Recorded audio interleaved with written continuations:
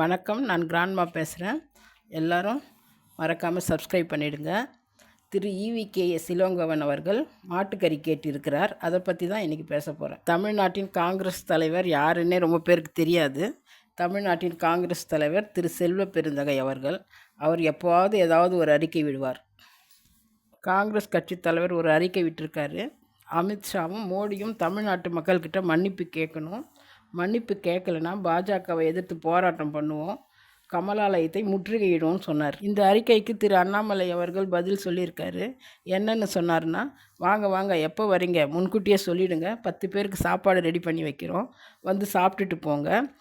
காங்கிரஸும் திமுகவும் தமிழ்நாட்டு மக்களுக்கு என்னென்ன துரோகம் பண்ணியிருக்கீங்கன்னு ஒரு புத்தகம் எழுதி வச்சுருக்கேன், அதையும் வாங்கிக்கிட்டு போங்கன்னு சொல்லியிருக்காரு.